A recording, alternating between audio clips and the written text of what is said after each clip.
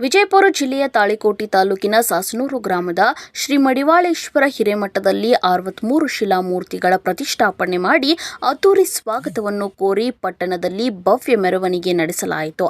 ಸೋಮವಾರ ಶಿಲಾಮೂರ್ತಿಗಳನ್ನು ಹೊತ್ತು ವಾಹನವನ್ನು ತಾಳಿಕೋಟೆ ಪಟ್ಟಣದ ಶ್ರೀ ಬಸವೇಶ್ವರ ವೃತ್ತಕ್ಕೆ ತಲುಪಿದಾಗ ಅದನ್ನು ಅದ್ದೂರಿಯಾಗಿ ಸ್ವಾಗತವನ್ನು ಮಾಡಿ ಪಟ್ಟಣದ ಪ್ರಮುಖ ಬೀದಿಗಳಲ್ಲಿ ಸಕಲ ವಾದ್ಯ ಮೇಳದೊಂದಿಗೆ ಭವ್ಯ ಮೆರವಣಿಗೆಯನ್ನು ಮಾಡಲಾಯಿತು.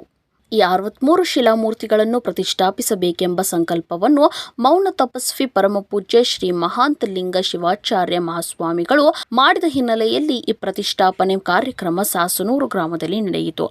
ಇನ್ನು ಮೆರವಣಿಗೆಗಳಲ್ಲಿ ಶಟಸ್ಥಲ ಬ್ರಹ್ಮ ಶ್ರೀ ಮಹಾಂತಲಿಂಗ ಶಿವಾಚಾರ್ಯರು, ಕೋಡೆಕಲ್ಲದ ಪರಮಪೂಜ್ಯ ಶ್ರೀ ಶಿವಕುಮಾರ ಮಹಾಸ್ವಾಮಿಗಳು ಹಾಗೂ ಇನ್ನು ಅನೇಕ ಮಹಾಸ್ವಾಮಿಗಳು, ಸಮಾಜದ ಬಾಂಧವರು ಇದ್ದರು.